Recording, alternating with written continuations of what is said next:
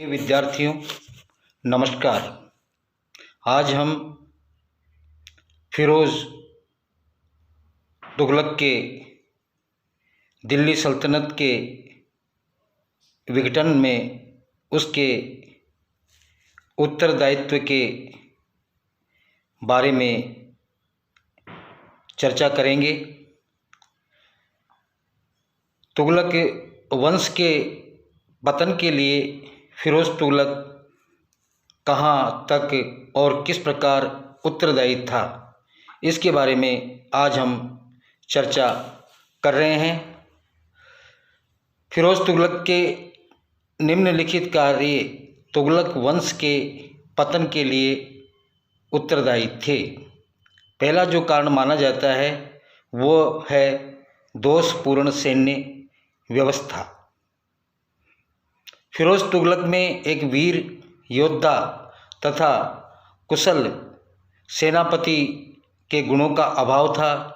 उसकी सैनिक व्यवस्था अत्यंत दोषपूर्ण थी। उसने जो युद्ध लड़े उसमें न तो उसकी प्रतिष्ठा में ही वृद्धि हुई और न ही कोई लाभ हुआ। उसने सैनिकों को नगद वेतन देने के स्थान पर उन्हें जागीरें देना शुरू कर दिया, जो राज्य के लिए घातक सिद्ध हुई। इसके अतिरिक्त सैनिक सेवा को वंशानुगत कर देना, प्रांत पतियों और अमीरों के हाथ में सेना का संगठन और अनुशासन सौंप देना, वृद्ध तथा दुर्बल सैनिकों को सेना से न निकालना, घूसखोरी तथा भ्रष्टाचार को प्रोत्साहन देना तथा घुड़सवार सेना के वार्षिक निरीक्षण की प्रथा को में ढिलाई बरतना आदि उसकी सैनिक व्यवस्था के प्रमुख दोष थे। इन दोषों ने दिल्ली सल्तनत की सैन्य शक्ति को नष्ट कर दिया। 1363 ईस्वी के बाद फिरोज़ तुगलक ने सैनिक अभियान बंद कर दिए, जिससे सैनिक आलसी और आराम तलब हो गए। उसने बंगाल तथा सिंध पर विजय प्राप्त करने के लिए अनेक सैनिक अभियान किए, परंतु वह इन प्रांतों पर अपना आधिपत्य स्थापित नहीं कर सका। डॉक्टर अवध बिहारी पांडे के अनुसार इन सब का फल ये हुआ कि सुल्तान के दीर्घ शासन काल में सुल्तान के सेना बिल्कुल अयोग्य, काहिल, व्यवस्थाहीन और पंगु हो गई। सल्तनत के विनाश में सुल्तान के इस कार्य ने भी योगदान दिया। दूसरा जो कारण माना जाता है वो है फिरोज़ तुगलक की धर्मांधता। फिरोज़ तुगलक एक कट्टर सुन्नी मुसलमान था।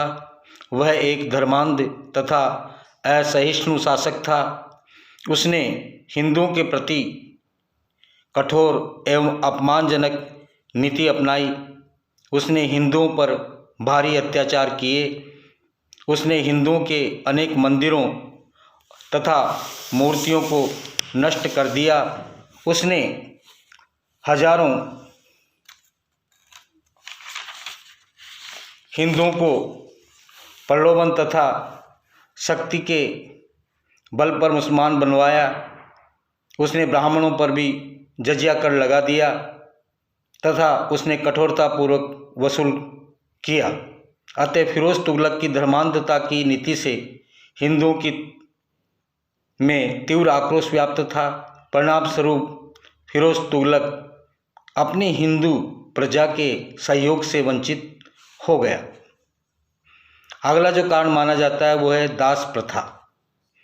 फिरोज़ तुगलक ने दास प्रथा को प्रोत्साहन देकर अपनी दूरदर्शिता का परिचय दिया। उसने राजधानी दिल्ली में 1,80,000 दास एकत्रित कर लिए, परंतु ये दास प्रथा राज्य के लिए हानिकारक सिद्ध हुई। इस दास प्रथा के कारण राजकोष पर भारी बोझ पड़ा। इसके अतिरिक्त यही दास प्रथा राजनीति में अनुचित हस्तक्षेप करने लगे। ये दास इतने शक्तिशाली हो गए थे कि फिरोज तुगलक की मृत्यु के बाद वे सुल्तान को बनाने या अपदस्थ करने का भी प्रयत्न करने लगे थे। चौथा जो बिंदु माना जाता है पतन के लिए उत्तरदायी फिरोज तुगलक का, वो था जागीर प्रथा को प्रोत्साहन। फिरोज तुगलक ने सैनिक अधिकारियों तथा सैनिकों को जागीरें देना शुरू कर दिया था, परंतु ये जागीर प्रथा राज्य के लिए विनाशकारी सिद्ध हुई। सुल्तान ने अमीरों को भी जागीरें दी, जिससे उनकी शक्ति में वृद्धि हुई और कालांतर में वे इतने अधिक शक्तिशाली बन गए कि वे सुल्तानों को और सुल्तान की आज्ञाओं का भी अवहेलना करने लगे तथा षड्यंत्रों में लिप्त रहने लगे। फिरोज तुगलक वंश के पतन के लिए जिसे उसे उत्तरदायी ठहराया गया है, उसके लिए एक ये मुख्य कारण भी जिम्मेदार माना जाता है कि प्रशासन में उलेमा वर्ग का हस्तक्षेप। फिरोज तुगलक ने इस्लाम के कानूनों और उलेमाओं को राज्य के शासन में प्रधानता दी। परिणाम स्वरूप राजनीति एवं प्रशासन में उलेमा वर्ग का अत्यधिक प्रभाव बढ़ गया तथा सुल्तान उलेमाओं के हाथ की कठपुतली बन गया। उलेमा वर्ग के लोगों का धार्मिक दृष्टिकोण संकीर्ण होता था तथा वे अपने स्वार्थों की पूर्ति में लगे रहते थे। अतः प्रशासन में उलेमा वर्ग का हस्तक्षेप राज्य के हितों के लिए घातक सिद्ध हुआ।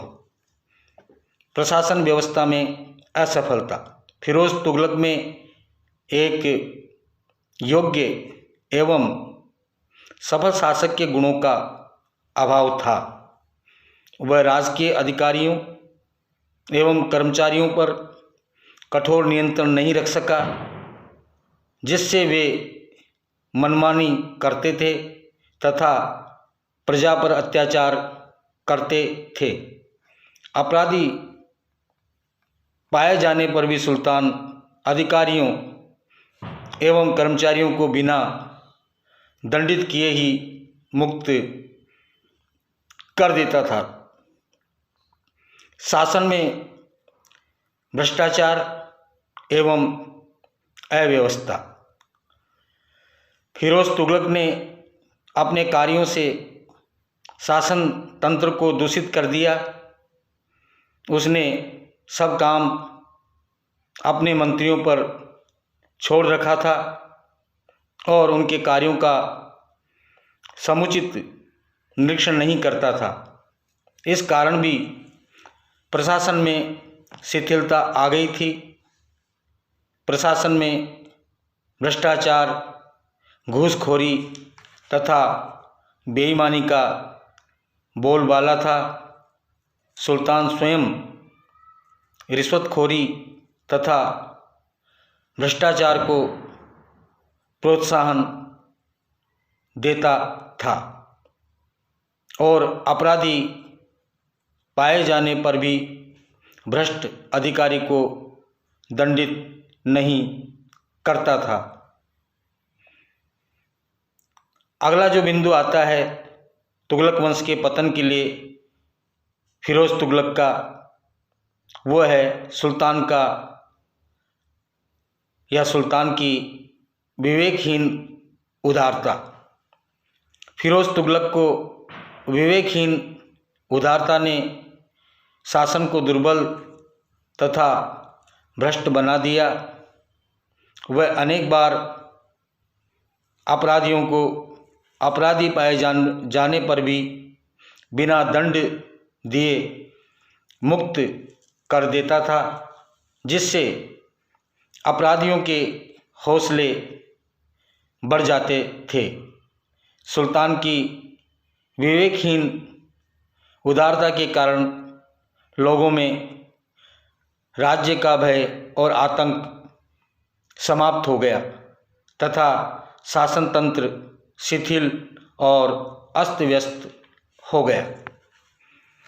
Doctor R.C. मजूमदार ने लिखा है कि कोई भी व्यक्ति इस बात में संदेह नहीं कर सकता कि फिरोज तुगलक की नीति और शासन कार्यों में दिल्ली सल्तनत के पतन में बहुत योगदान दिया और विघटन की इस प्रक्रिया को तीव्र कर दिया जो उसके पूर्वाधिकारियों के शासनकाल में ही आरंभ हो चुकी थी। इस प्रकार से इस वीडियो के माध्यम से हमने आपको तुगलक वंश के पतन में फिरोज तुगलक के उत्तरदायित्व के बारे में कुछ बिंदुओं पर चर्चा की है। अगले वीडियो में हम आपको विजयनगर साम्राज्य एवं बहमनी साम्राज्य के बारे में अवगत कराएंगे। धन्यवाद।